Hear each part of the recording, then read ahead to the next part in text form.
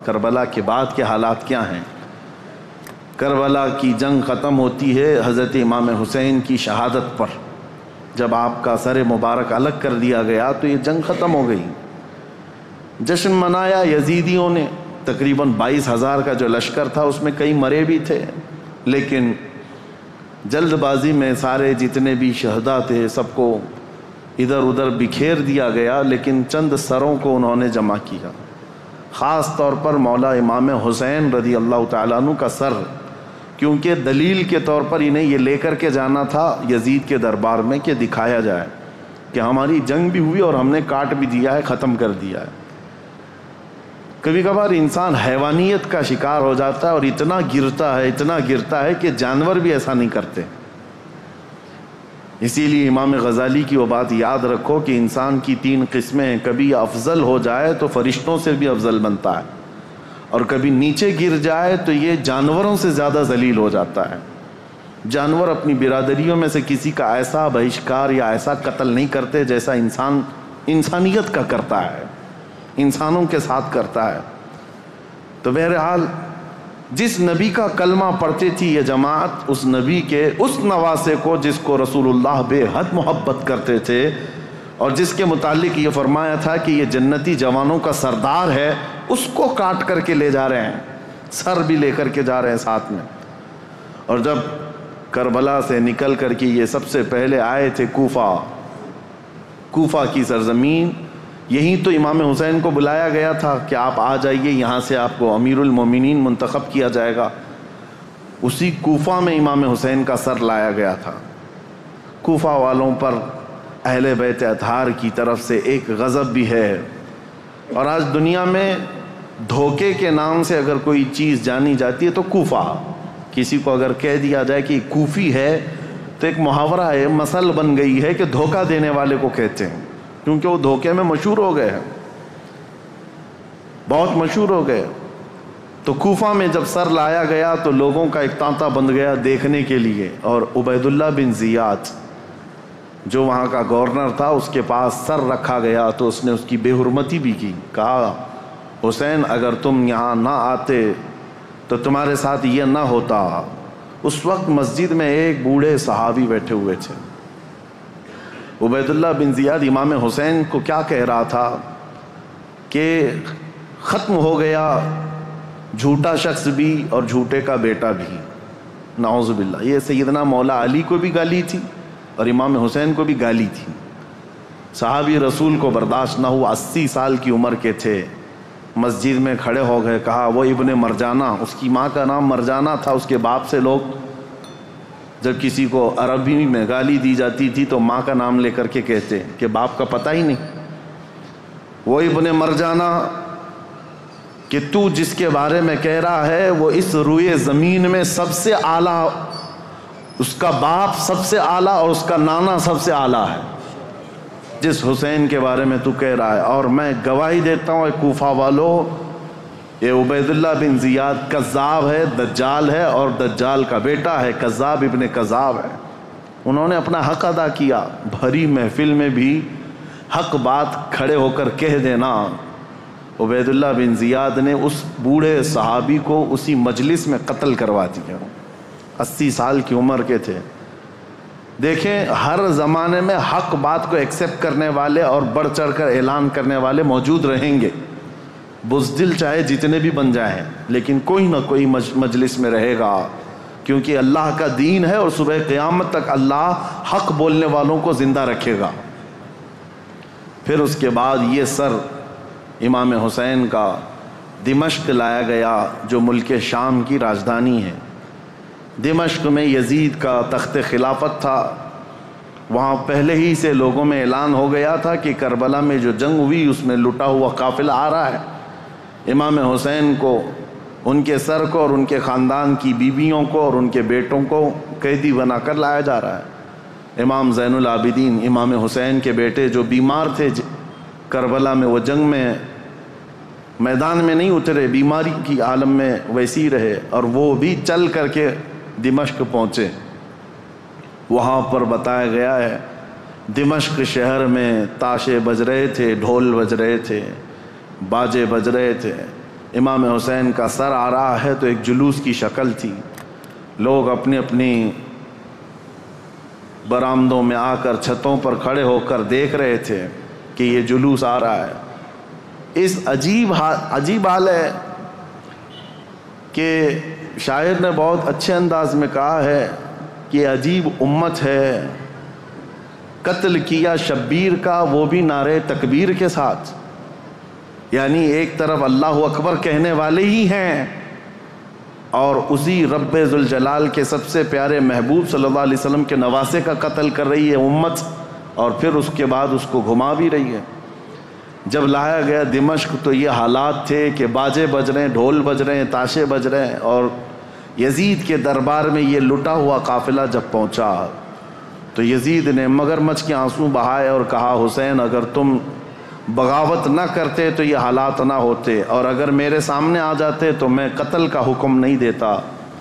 یہ سب حالات لکھے ہوئے ہیں، لیکن میرے عزیزو ایک بات ہے میں یہاں پر کلیئر کر دیتا ہوں۔ بعض ایسے لوگ ہیں جو تحقیقات کی بنیاد پر یہ کہتے ہیں کہ یزید تو افسوس کر رہا تھا امام حسین کے قتل پر، وہ راضی نہیں تھا۔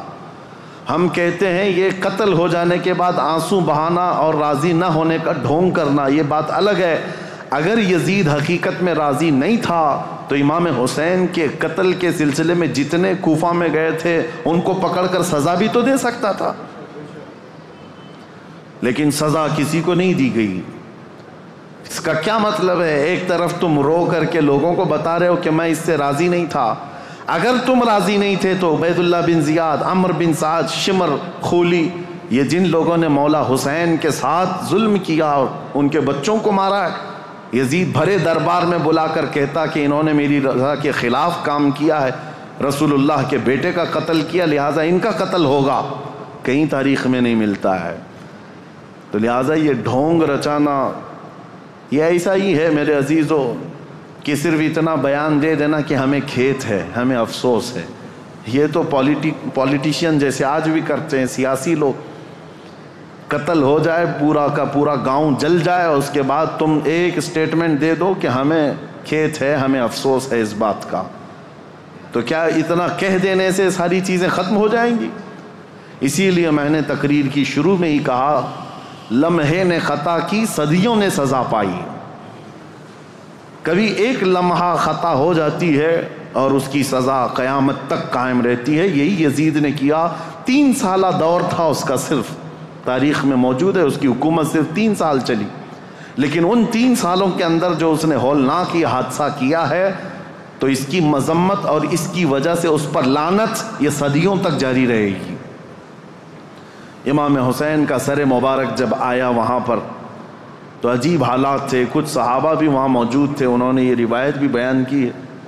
دمشق کے دربار میں جب امام حسین کا سر لایا گیا اس وقت سیدہ زینب رضی اللہ تعالی عنہا نے ایک خطبہ دیا تھا وہاں یزید کے دربار میں، پردے میں تھیں لیکن انہوں نے حالات بیان کیے تھے، وہ کرب ہے، وہ درد ہے ان کے خطبے میں، انہوں نے جھنجھوڑ رکھا تھا، حتیٰ کہ جو یزیدی دربار میں کھڑے تھے وہ بے اختیار رونے لگ گئے تھے، چاہے جیسا بھی پتھر دل ہو لیکن پگھل گیا تھا۔ تو یزید نے یہ دیکھا کہ ہمارے یہاں پر حالات خراب نہ ہو جائیں، اس نے یہ سارا نظام بند کروا دیا، لوگوں کو باہر کروا دیا۔ تو امام حسین کے سر کو بار بار وہ چھڑی لگا کر بات کرتا تھا، اور اس کے بعد تاریخ میں یہ موجود ہے کہ امام حسین رضی اللہ تعالیٰ عنہ کا سر مبارک، اس میں روایات میں اختلاف ہے، بعض نے کہا امام زین العابدین کے ساتھ مدینہ طیبہ لایا گیا، بعض میں شہر اسقلان میں رکھا گیا جو ملک شام کا ایک علاقہ ہے، تہخانے میں رکھا گیا تھا، اور تقریباً 450 سال کے بعد وہاں سے مصر لایا گیا قاہرہ میں۔ قاہرہ میں آج بھی امام حسین کا سر مبارک دفن ہے، جو وہاں کی تحقیقات ہیں، وہ جہاں پر بھی ہے، لیکن ایک بات تو طے ہے، اللہ تبارک و تعالیٰ نے ان کے متعلق فرمایا ہے کہ ان کو مردہ نہ کہو، وہ جہاں ہیں زندہ ہیں، شہید ہیں۔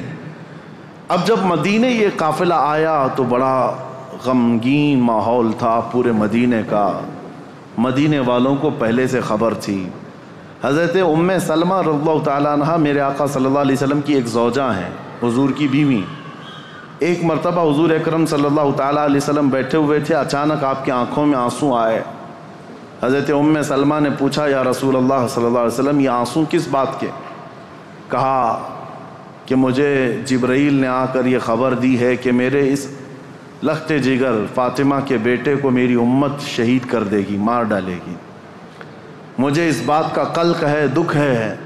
اور جبرائیل نے ایک شیشی میں مجھے مٹی لا کر کے دی وہ اس کربلا کے میدان کی، اور وہ حضرت ام سلمہ کو دے دیا. حضور نے کہا کہ یہ شیشی سنبھال کر کے رکھنا، جس دن دیکھنا کہ اس کی مٹی لال ہو گئی تو سمجھ لینا کہ میرا بیٹا شہید ہو گیا.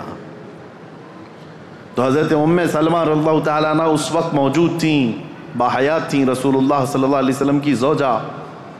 وہ کہتی ہیں کہ وہ شیشی میں نے رکھی تھی، اور جس دن یہ کربلا کا واقعہ پیش آیا اس دن انہوں نے خواب بھی دیکھا حضور صلی اللہ تعالیٰ علیہ وسلم کو کہ نبی کریم صلی اللہ تعالیٰ علیہ وسلم گرد و غبار جھاڑتے ہوئے اپنے لباس کو جھٹکتے ہوئے تشریف لا رہے ہیں. تو حضرت ام سلمہ نے حضور کو خواب میں دیکھ کر پوچھا یا رسول اللہ صلی اللہ تعالیٰ علیہ وسلم کون سے لمبے سفر سے آپ تشریف لا رہے ہیں کہ گرد و غبار آپ جھاڑتے ہوئے تشریف لا رہے ہیں؟ میرے آقا صلی اللہ تعالیٰ علیہ وسلم نے فرمایا ام سلمہ میری امت کے اشقیاء نے میرے بیٹے کو اور میرے خاندان کو کاٹ دیا، قتل کر دیا کربلا کے میدان میں. ان کی سب کی لاشیں میں جمع کرتا کرتا سب کو دیکھتا ہوا وہاں سے آ رہا ہوں، کربلا کے میدان سے تھکا ہوا. حضرت ام سلمہ کہتی ہیں کہ میں گھبرا گئی، یہ خواب دیکھی تھی رات کو. صبح وہ جلدی اٹھتی ہیں، یہ عاشورہ کا دن تھا. وہ فرماتی ہیں کہ میں جلدی سے جا کر اس شیشی کو یاد کرتی ہوں جو میرے آقا صلی اللہ علیہ وسلم نے مجھے زندگی میں دیا تھا. وہ ویسی سنبھالی رکھی ہوئی تھی. جا کر دیکھا تو اس شیشی کے اندر مٹی نہیں، پورا خون جمع تھا. حضرت ام سلمہ کہتی ہیں میں نے مدینے والوں کو اسی دن اطلاع دے دی کہ اے اہل مدینہ رسول اللہ کا بیٹا شہید ہو گیا. اس وقت کوئی ٹیلی گرام نہیں تھا اور نہ ہی کوئی ایسی تیز خبریں لانے والا انٹرنیٹ یا موبائل یا فون کا سسٹم تھا. مواصلات تو نہیں تھے. خبریں جو آتی تھی کوئی قاصد خبر لے کر کے آتا تب پتہ چلتا، وہ بھی خبریں کبھی 8 دن کے بعد 10 دن کے بعد پہنچتی تھی. لیکن مدینے والوں کو اسی دن خبر پہنچ گئی تھی کہ امام حسین کا قتل ہو گیا. یہ حضرت ام سلمہ نے خبر دی تھی. مدینے والوں نے آ کر کے پوچھا کہ یہ حالات ایسے ہو گئے. اس کے بعد پھر اس دن سے لے کر ہر دن مدینے والے انتظار میں رہتے کہ رسول اللہ کا یہ خاندان اہل بیت کب یہ واپس مدینے آئیں گے. تو ملک شام سے وہ لوگ واپس جب مدینے آ رہے تھے تو پورا مدینہ باہر نکل گیا تھا. پورا مدینہ باہر نکل گیا تھا. اور وہاں پر جو بچی ہوئی عورتیں تھیں سیدہ زینب اور امام حسین شہید کربلا کی 2 بیویاں جو بیوہ ہو گئیں، اور امام زین العابدین اور امام حسن کے 2 بیٹے، چھوٹا سا ایک قافلہ واپس مدینے آ رہا تھا. تو مدینے والے کہتے ہیں جیسے ہی وہ قافلہ مدینے کے اندر آیا تو لوگوں کی ایسی چیخیں بلند ہو گئیں. لوگ دیکھتے رہ گئے کیونکہ رسول اللہ کے گھر کے کچھ افراد مدینے میں ابھی بھی موجود تھے. حضرت بی بی صغرا اور امام حسین کی اور ایک بیوی یہاں پر موجود تھی.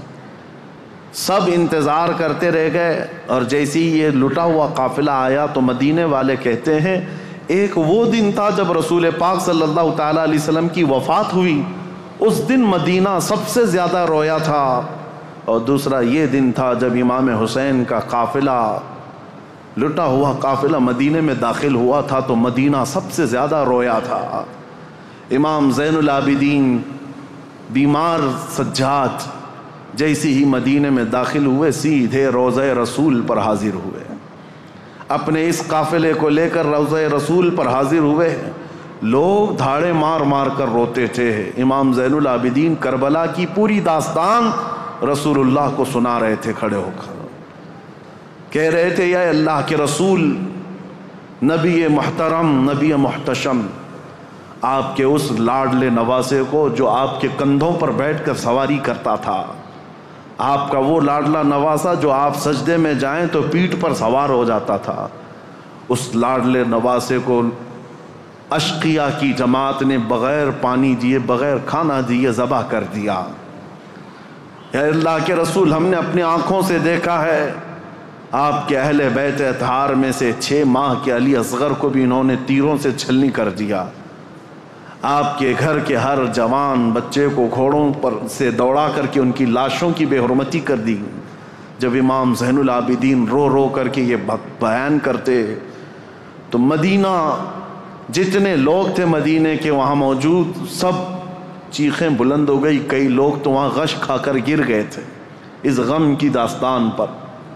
اس کے بعد امام زین العابدین جب تک زندہ رہے کبھی ان کو کسی نے ہنستے ہوئے نہیں دیکھا، کبھی مسکراتے ہوئے نہیں دیکھا۔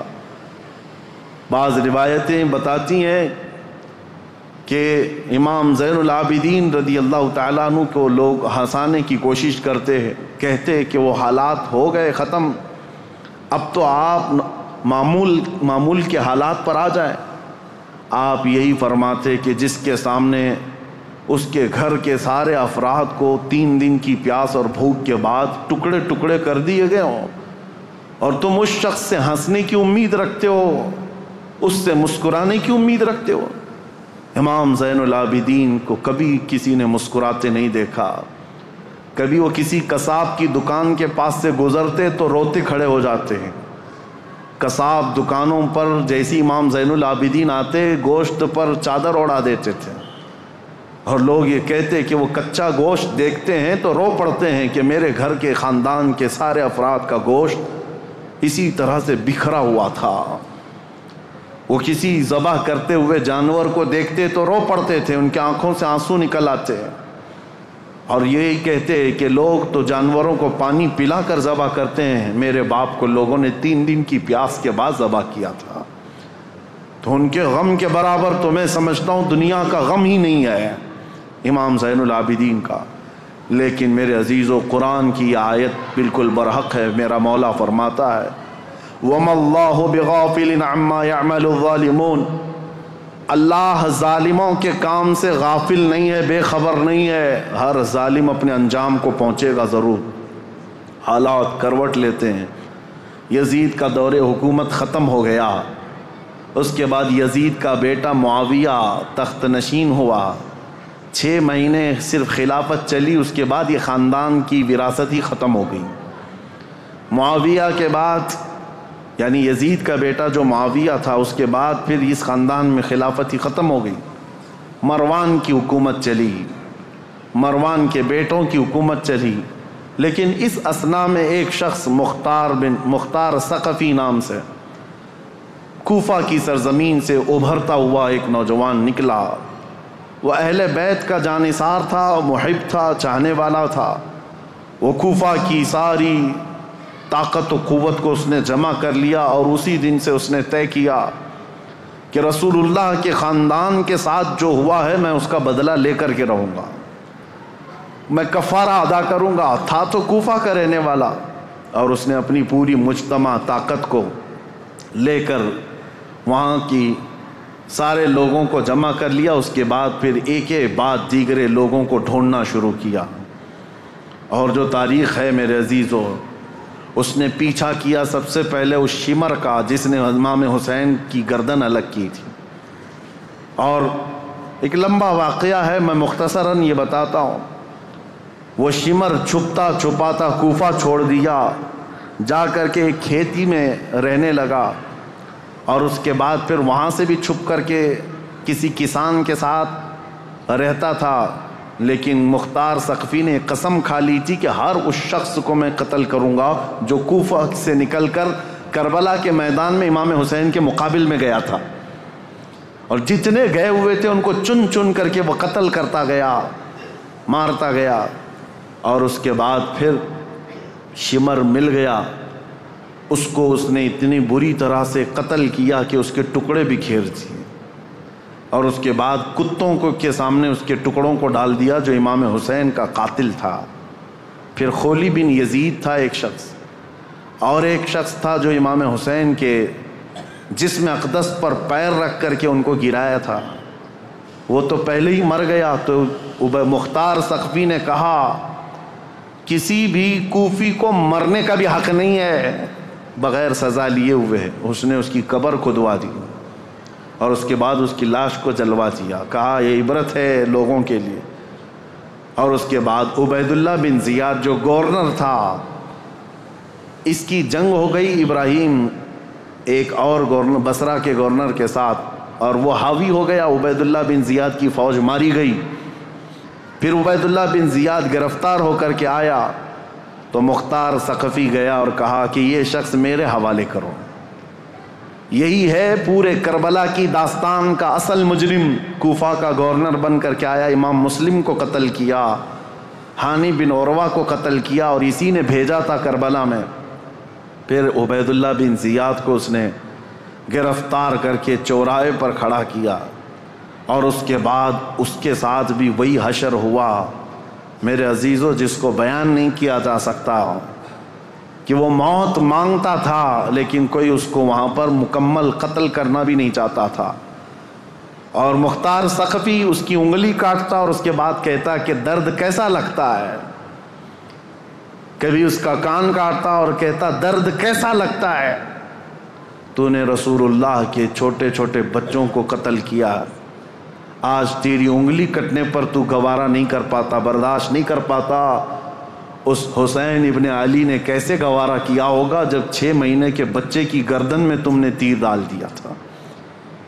کئی دنوں کی اس مشقت کے بعد عبید اللہ بن زیاد کو بھی قتل کر دیا گیا، ختم ہو گیا. اور جتنے گئے ہوئے تھے عمرو بن سعد سب مارے گئے، ایک بھی نہیں بچا. یہاں تک کہ یہ سلسلہ تقریباً 3 یا 4 سال تک چلا. مختار ثقفی کو جتنے لوگوں کی لسٹ تھی اس نے ایک بندے کو بھی نہیں چھوڑا.